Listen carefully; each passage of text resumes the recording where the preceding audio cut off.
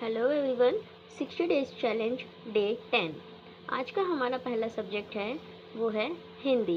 तो चलिए स्टार्ट करते हैं। अव्यय या अविकारी शब्द।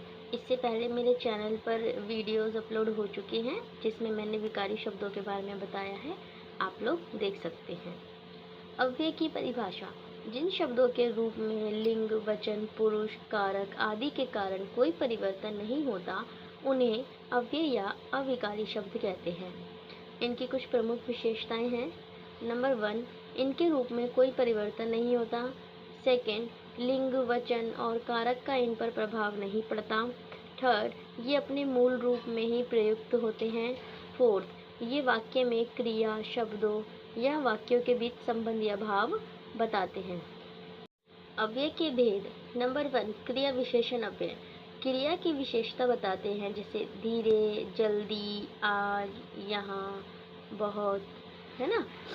सेकंड, संबंध बोधक संज्ञा या सर्वनाम का दूसरे शब्दों से संबंध बताते हैं। उदाहरण के लिए जैसे के लिए, के साथ, के पास, के ऊपर। थर्ड, समुच्चय बोधक अव्यय शब्दों या वाक्यों को जोड़ते हैं। और, तथा, लेकिन, अथवा, क्योंकि। विस्मय आदि बोधक हर्ष, शोक, आश्चर्य आदि का भाव स्पष्ट करते हैं, जैसे अरे, वहाँ, आए, ओ। फिफ्थ, निपात विशेष बल, सीमा, निषेध या भाव प्रकट करते हैं, जैसे ही, भी, तो, तक। ठीक है, चलिए देखते हैं हमारा नेक्स्ट। अब क्रिया विशेषण के भेदों को अच्छे से जान लेते हैं। नंबर 1 है क्रिया विशेषण अव्यय। जो अव्यय शब्द क्रिया की विशेषता बताते हैं उन्हें क्रिया विशेषण अव्यय कहते हैं। क्रिया विशेषण से मुख्यतः पता चलता है कब, कहाँ, कैसे, कितना। नंबर 1 इज कालवाचक विशेषण, जैसे आज, कल, अभी, पहले, बाद में, प्रतिदिन। राम आज आएगा। तो ये कौन सा उदाहरण है कालवाचक क्रिया विशेषण का। सेकंड है हमारा स्थानवाचक क्रिया विशेषण, जिसका जैसे आंसर जिसका मिलेगा हमें कहाँ से, जैसे यहाँ, वहाँ, ऊपर, नीचे, आगे, पीछे, बाहर। इसमें कौन सा आएगा आपका अव्यय? यस, स्थानवाचक क्रिया विशेषण आएगा। अब वहाँ, यहीं, सॉरी, वह यहाँ बैठा है।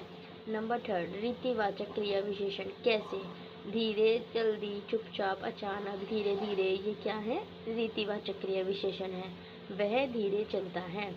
परिमाणवाचक क्रिया विशेषण, कितना, जिसका जवाब आपको कितना में मिले वो परिमाणवाचक होता है, जैसे बहुत, कम, अधिक, अत्यंत, थोड़ा, इतना। वह बहुत तेज दौड़ता है। ठीक है। अगला है हमारा संबंध बोधक अव्यय। जो अव्यय शब्द संज्ञा या सर्वनाम का संबंध वाक्य के दूसरे शब्दों से बताते हैं उन्हें संबंध बोधक अव्यय कहते हैं। नंबर 1, स्थान स्थिति का संबंध, के पास, के ऊपर, के नीचे, के सामने, के पीछे, कि, किताब मेज के ऊपर है। साथ का संबंध, के साथ, के संग, के बिना। वह मोहन के साथ गया। तीसरा, उद्देश्य या लाभ का संबंध, के लिए, हेतु, वास्ते। यह पुस्तक बच्चों के लिए है। कारण का संबंध, के कारण, की वजह से। बारिश के कारण मैच रद्द हुआ। तुलना या विरोध का संबंध, की अपेक्षा, के समान, के विरुद्ध। राम मोहन के समान तेज है। ठीक है। अब हमारा देखते हैं थर्ड पॉइंट कौन सा रहने वाला है। ये है समुच्चय बोधक अव्यय। जो अव्यय शब्द दो शब्दों, पदों या वाक्यों के परस्पर जोड़ते हैं उन्हें समुच्चय बोधक अव्यय कहते हैं। नंबर 1, संयोजक समुच्चय बोधक, और, तथा, एवं। जहाँ पर ये आता है वहाँ पर क्या होता है? समुच्चय बोधक संबंध, जैसे राम और मोहन बाजार गए। नंबर 2, विकल्प सूचक समुच्चय बोधक, या, अथवा, या तो। उदाहरण हो गया इसका, तुम चाय या कॉफ़ी लो। थर्ड, विरोध सूचक समुच्चय बोधक, लेकिन, किंतु, परंतु, मगर। वह गरीब है लेकिन ईमानदार है। फोर्थ, कारण सूचक समुच्चय बोधक, क्योंकि, चूंकि, मैं नहीं आया क्योंकि मैं बीमार था। फिफ्थ, परिणाम सूचक समुच्चय बोधक, इसलिए, अतः, फलतः, बारिश हो रही थी इसलिए मैच रद्द हो गया। सिक्स्थ, संकेतवाचक समुच्चय बोधक, यदि, तो, अगर, तो, जब, सब आए तो हमारा क्या होता है?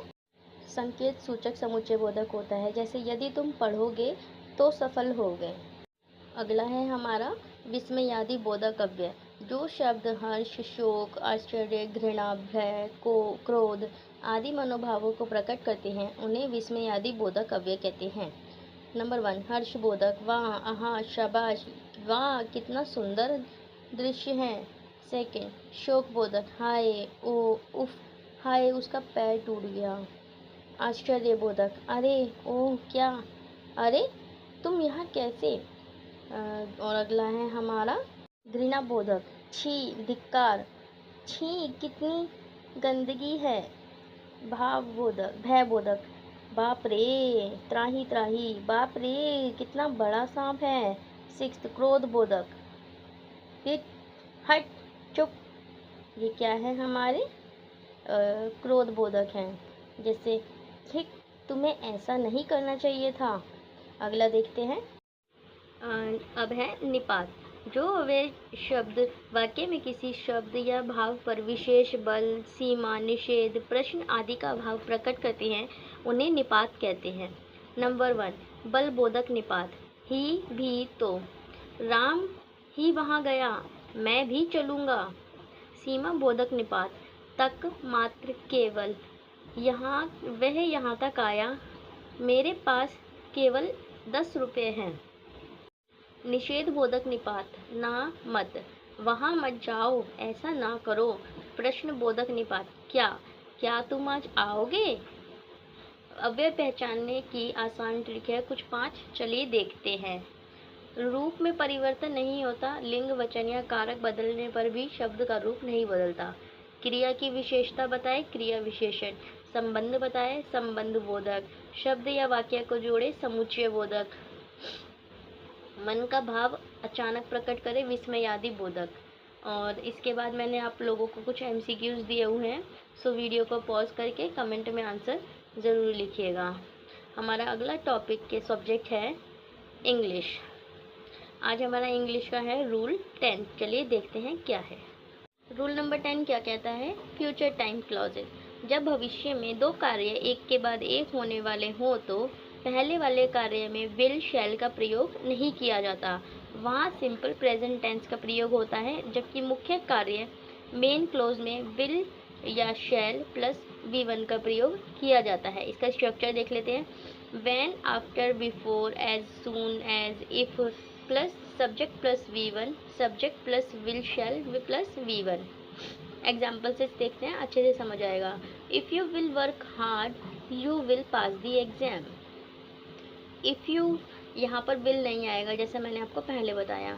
If you work hard will pass the exam. Unless you will not get the invitation letter you shouldn't go to the party. Unless you get the invitation letter you shouldn't go to the party. यहाँ पर second part में हमारा क्या आएगा, will और शैल का use होगा। Important words है, जब भी when, after, before, as soon as, if, unless दिखे तो फर्स्ट पार्ट में विल और शैल नहीं आएगा। अभी आगे आप देखेंगे कि इसके नॉट भी नहीं आएगा। चलिए देखते हैं, वो मैं आपको नेक्स्ट पार्ट में बताऊंगी, ठीक है। इसकी आपको प्रैक्टिस करनी है। इसके मैंने आपको कुछ रिलेटेड MCQs दी हैं, उनको वीडियो पॉज करो और अच्छे से उनको पढ़ो और उनके आंसर्स दो। ये रहे आपके MCQs, इनको ध्यान से पढ़ो और कमेंट में आंसर ज़रूर करना। Our next subject is history.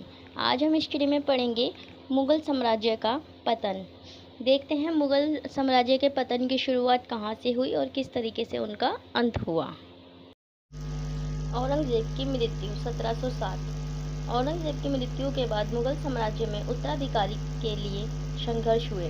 उसके उत्तराधिकारी शासक पहले की तुलना में कमज़ोर सिद्ध हुए। लगातार होने वाले उत्तराधिकार युद्धों से केंद्रीय सत्ता कमज़ोर होती गई। प्रांतों पर मुग़ल सम्राट का नियंत्रण धीरे धीरे कम होने लगा। अमीरों और दरबारियों की गुटबाजी बढ़ती गई। परिणाम स्वरूप मुग़ल साम्राज्य के पतन की प्रक्रिया तेज हो गई। इसको महत्वपूर्ण तथ्यों के रूप में कैसे याद करेंगे। 1707 ईस्वी, औरंगज़ेब की मृत्यु, उत्तराधिकारी संघर्ष, केंद्रीय सत्ता कमज़ोर, मुग़ल साम्राज्य का पतन।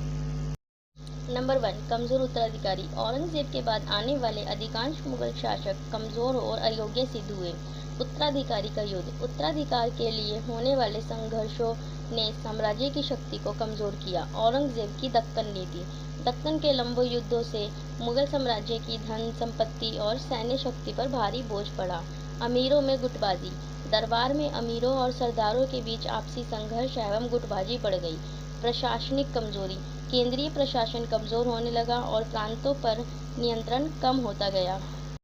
आर्थिक संकट। लगातार युद्धों और कमजोर प्रशासन के कारण राज्य की आर्थिक स्थिति खराब होती गई। प्रांतीय शक्तियों का उदय। बंगाल, अवध और हैदराबाद जैसे प्रांत धीरे धीरे स्वतंत्र होने लगे। 8. मराठों का बढ़ता प्रभाव। मराठा शक्ति के विस्तार ने मुगल साम्राज्य को लगातार चुनौती दी। 9. विदेशी आक्रमण। नादिर शाह और अहमद शाह अब्दाली के आक्रमणों ने मुगल साम्राज्य को और कमज़ोर कर दिया। लास्ट है, देखते हैं, अंग्रेज़ों का बढ़ता प्रभाव। मुगल सत्ता के कमज़ोर होने का लाभ उठाकर अंग्रेज़ों ने भारत में अपना प्रभाव बढ़ाना शुरू कर दिया। आगे देखते हैं क्या है मुगल साम्राज्य के पतन की प्रमुख घटनाएं एवं महत्वपूर्ण तिथियां। नंबर 1, 1707 ईस्वी, औरंगज़ेब की मृत्यु। औरंगज़ेब की मृत्यु के बाद मुगल साम्राज्य में उत्तराधिकार संघर्ष शुरू हुए।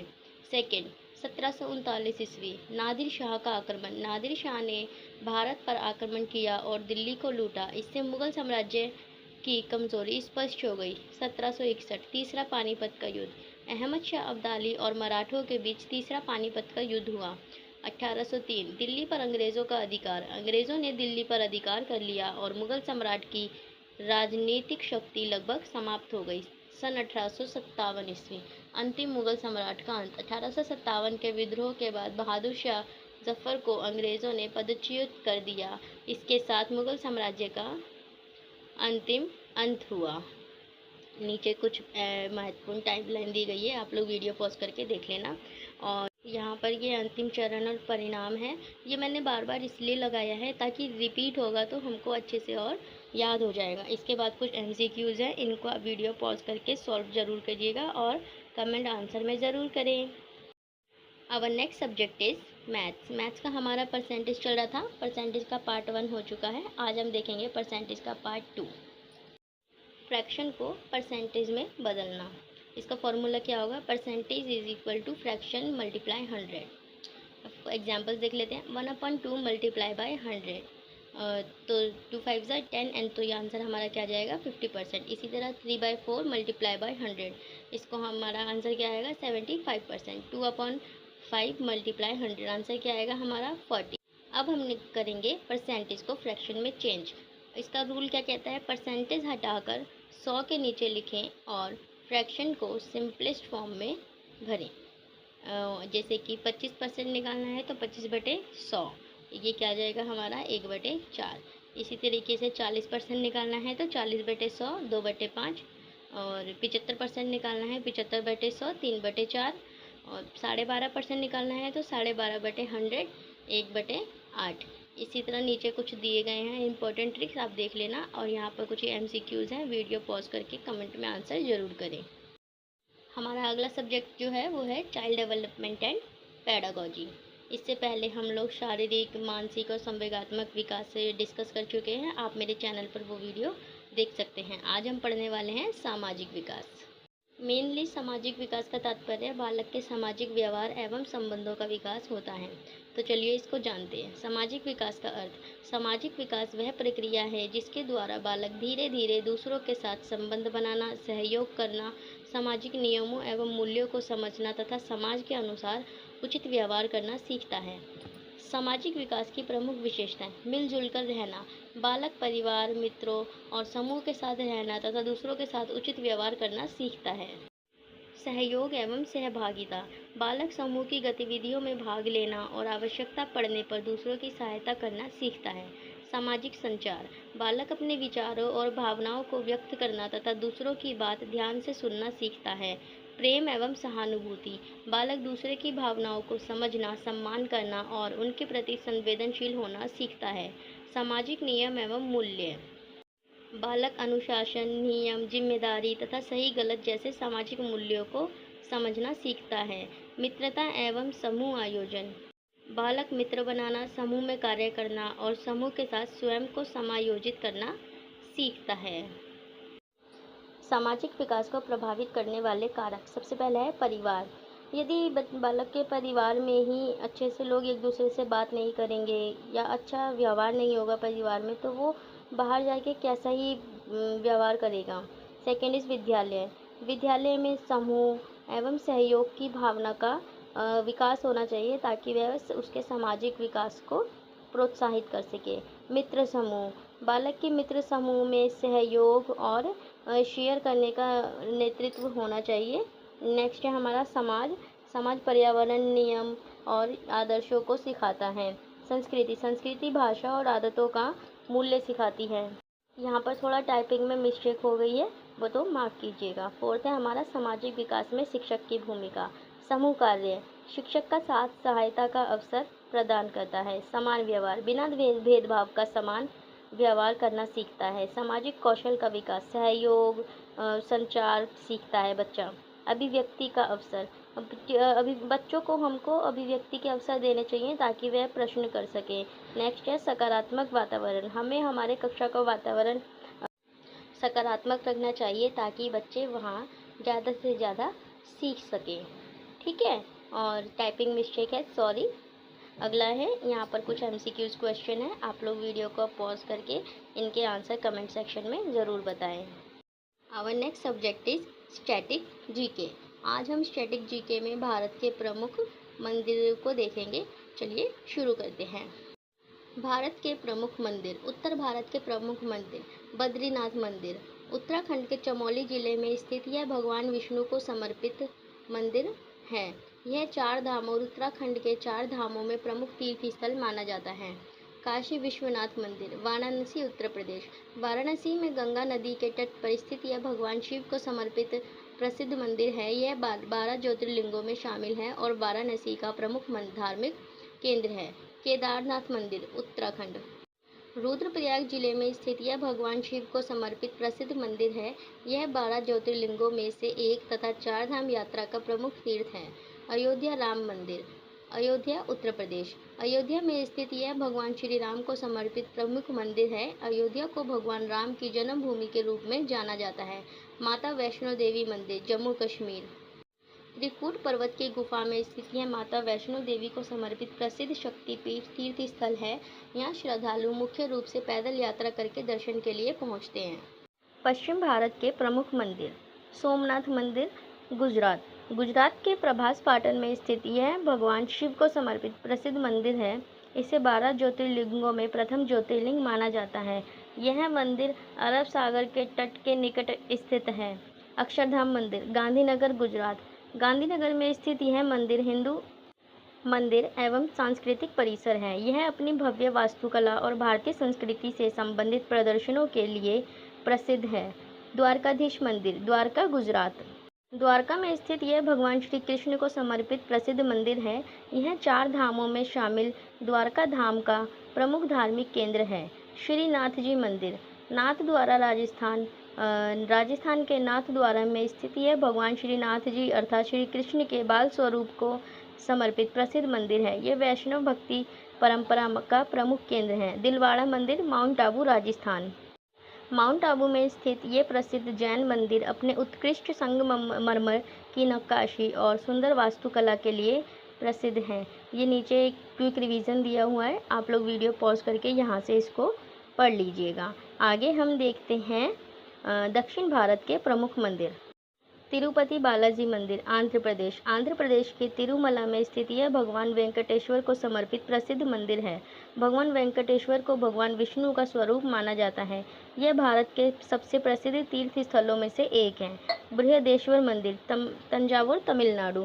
तंजावुर में स्थित यह भगवान शिव को समर्पित प्रसिद्ध मंदिर है। इसका निर्माण चोल शासक राजराज चोल प्रथम ने करवाया था। यह द्रविड़ स्थापत्य कला का उत्कृष्ट उदाहरण है। मीनाक्षी अम्मन मंदिर, मदुरै, तमिलनाडु। मदुरै में स्थित यह देवी मीनाक्षी और भगवान सुंदरेश्वर को समर्पित प्रसिद्ध मंदिर है। यह अपनी भव्य द्रविड़ वास्तुकला और विशाल गोपुरमों के लिए प्रसिद्ध है। रामनाथ स्वामी मंदिर, रामेश्वरम, तमिलनाडु। रामेश्वरम में स्थित यह भगवान शिव को समर्पित प्रसिद्ध प्राचीन मंदिर है। यह 12 ज्योतिर्लिंगों में शामिल है और 4 धामों में भी प्रमुख स्थान रखता है। विरूपाक्ष मंदिर, हम्पी, कर्नाटक। हम्पी में स्थित यह भगवान शिव के विरूपाक्ष रूप को समर्पित प्राचीन मंदिर है। यह विजयनगर साम्राज्य की स्थापत्य कला और हम्पी के प्रमुख ऐतिहासिक स्मारकों में से एक है। अब हम देखते हैं पूर्वी एवं पूर्वी भारत के प्रमुख मंदिर। जगन्नाथ मंदिर, पुरी, ओडिशा। पुरी में स्थित यह भगवान जगन्नाथ, बलभद्र और देवी सुभद्रा को समर्पित प्रसिद्ध मंदिर है। यह 4 धामों में शामिल है और प्रसिद्ध रथ यात्रा के लिए जाना जाता है। सूर्य मंदिर, कोणार्क, उड़ीसा। कोणार्क में स्थित यह सूर्य देव को समर्पित ऐतिहासिक मंदिर है। इसकी वास्तुकला विशाल रथ के रूप में प्रसिद्ध है और इसे यूनेस्को विश्व धरोहर स्थल के रूप में मान्यता प्राप्त है। थर्ड, लिंगराज मंदिर, भुवनेश्वर, ओडिशा। भुवनेश्वर में स्थित यह मंदिर भगवान शिव को समर्पित है प्राचीन मंदिर है। यह कलिंग शैली की वास्तुकला का उत्कृष्ट उदाहरण माना जाता है। कामाख्या मंदिर, गुवाहाटी, असम। गुवाहाटी के नीलाचल पहाड़ी पर स्थित यह देवी कामाख्या को समर्पित प्रसिद्ध शक्ति पीठ है। यह शक्ति उपासना का एक महत्वपूर्ण केंद्र है। कालीघाट मंदिर, कोलकाता, पश्चिम बंगाल। कोलकाता में स्थित यह देवी काली को समर्पित प्रसिद्ध मंदिर है और इसे प्रमुख शक्तिपीठों में से एक माना जाता है। यह कोलकाता के महत्वपूर्ण धार्मिक स्थलों में से एक है। आप लोग इनको रिवाइज करते रहिएगा, एग्जाम पॉइंट ऑफ व्यू से ये बहुत ज़्यादा इम्पोर्टेंट हो जाते हैं। अब हम करेंगे 10 अगस्त 2026 के इम्पोर्टेंट करंट अफेयर्स। नंबर 1, विश्व स्वदेशी लोगों का अंतर्राष्ट्रीय दिवस। इसकी थीम क्या थी? यस, स्वदेशी दाइयों का सम्मान, जीवन और कल्याण की सुरक्षा। यह हर साल 9 अगस्त को मनाया जाता है। सेकंड, IIT दिल्ली में परम प्रज्ञा का उद्घाटन। प्रधानमंत्री नरेंद्र मोदी ने IIT दिल्ली के 57वें दीक्षांत समारोह के अवसर पर परम प्रज्ञा नामक AI संचालित उच्च प्रदर्शन सुपर कंप्यूटिंग सुविधा का उद्घाटन किया। Third, Everest rocket engine. Astrobase space technology Bengaluru ने एवरेस्ट नामक भारत का पहला निजी रूप से विकसित 800 kN full flow staged combustion liquid rocket engine पेश किया है। फोर्थ, ऑपरेशन मुक्ता। बेंगलुरु सिटी ने पुलिस ने संदिग्ध अवैध प्रवासियों की पहचान के लिए ऑपरेशन मुक्ता नाम से विशेष अभियान शुरू किया। नंबर 5 इज अरुणाचल प्रदेश से संबंधित चीन की नामकरण कार्यवाही। सॉरी, ये थोड़ा मिस्टेक हो गया है, भारत ने की है ये कार्यवाही। 27 भौगोलिक विशेषताओं के नाम से अपने आधिकारिक मानचित्रों में माननीकरण किया। 6, विश्व एथलेटिक अंडर 20 चैंपियनशिप 2026 में आशीष यादव ने अमेरिका के ओरेगन में आयोजित वर्ल्ड एथलेटिक्स अंडर 20 चैंपियनशिप 2026 में पुरुषों की भाला फेंक स्पर्धा में रजत पदक जीता। 7, भारत की तितली माझी ने महिला 45 किलोग्राम यूथ वर्ग में रजत पदक जीता। 8, third India international fintech festival 2026 का आयोजन 6 से 7 अगस्त 2026 को नई दिल्ली में हुआ। 9, सिलक्यारा बाइकोट सुरंग बचाव अभियान में साहस और महत्वपूर्ण भूमिका निभाने वाले 12 सदस्यों की टीम को सर्वोत्तम जीवन रक्षा पदक से सम्मानित किया गया। ये सिलक्यारा उत्तराखंड में स्थित है। 10, 2026 लैंगस्टन ओपन के पुरुष युगल खिताब को निकी काजियांडा पुनाचा ने जीता। इस दावे की विश्वसनीय पुष्टि मिली है। ये इसने गलत टाइप कर दिया है, ये कल का ही करंट अफेयर है, तो ये कन्फर्म है। नंबर 11, भारतीय बैडमिंटन खिलाड़ी अस्मिता चालिहा ने कोरिया मास्टर 2026 में महिला एकल का खिताब जीतकर अपना पहला BWF वर्ल्ड टूर खिताब हासिल किया। यह कोरिया मास्टर्स महिला एकल खिताब जीतने वाली पहली भारतीय महिला बनी है। GI टैग्ड मिथिला मखाना का समुद्री निर्यात अब बिहार से ऑस्ट्रेलिया समुद्री मार्ग से निर्यात किया जाएगा। यह बिहार के कृषि उत्पादों के वैश्विक निर्यात की दिशा में महत्वपूर्ण उपलब्धि है। पावन पथ प्रकृति ज्ञान धाम। प्रकृति ज्ञान धाम में स्थापित पावन पथ चयनित पौधों पर आधारित एक व्याख्यात्मक विरासत पद है जो लखनऊ में स्थित है। 14, Asian aerobic gymnastic championship 2026। Manipur की अरिया पंगाबम ने एशियन एरोबिक जिम्नास्टिक चैंपियनशिप 2026 की सीनियर महिला व्यक्तिगत स्पर्धा में स्वर्ण पदक जीतकर इतिहास रखा। वह इस स्पर्धा में स्वर्ण पदक जीतने वाली पहली भारतीय महिला बनी। 15, असम सरकार की मुख्यमंत्री निजुत मोइना योजना का लाभ पात्र छात्राओं को निम्न स्तर पर दिया जाएगा। उच्च माध्यमिक, स्नातक, स्नातकोत्तर। 16 पुदुचेरी भारत का 18वां राज्य या केंद्र शासित प्रदेश बना है, जिसको राष्ट्रपति पुलिस ध्वज से सम्मानित किया गया है। ये थे हमारे आज के कुछ इम्पोर्टेंट करंट अफेयर। इसकी PDF आपको मेरे टेलीग्राम चैनल पर मिल जाएगी। अब हम देखते हैं आज के अगस्त के कुछ इम्पोर्टेंट डेज। विश्वव्यापी वेब दिवस, वर्ल्ड वाइड वेब डे 1 अगस्त, हिरोशिमा दिवस 6 अगस्त, राष्ट्रीय भाला फेंक दिवस 7 अगस्त, राष्ट्रीय हथकरघा दिवस 7 अगस्त, विश्व आदिवासी दिवस 9 अगस्त। आगे है नागासाकी दिवस 9 अगस्त, विश्व शेर दिवस 10 अगस्त, विश्व जैव ईंधन दिवस 10 अगस्त, अंतर्राष्ट्रीय युवा दिवस 12 अगस्त, विश्व हाथी दिवस 12 अगस्त। महत्वपूर्ण संविधान संशोधन, 15वां संविधान संशोधन अधिनियम 1963। उच्च न्यायालय के न्यायाधीशों की सेवानिवृत्ति की आयु सीमा बढ़ाकर 60 से 62 वर्ष कर दी गई। 21वां संविधान संशोधन अधिनियम 1967। भारतीय संविधान की 8वीं अनुसूची में सिंधी भाषा को 15वीं भाषा के रूप में सम्मिलित किया गया। 22वां संविधान संशोधन अधिनियम 1969। असम में से एक अलग स्वायत्त राज्य मेघालय का निर्माण किया गया। 24वां संविधान संशोधन, संसद को यह अधिकार प्राप्त है कि वह भारतीय संविधान के किसी भी भाग में संशोधन कर सकती है, मूल अधिकार का भी। 25वां संविधान संशोधन अधिनियम 1971। संपत्ति के मूल अधिकार में कटौती।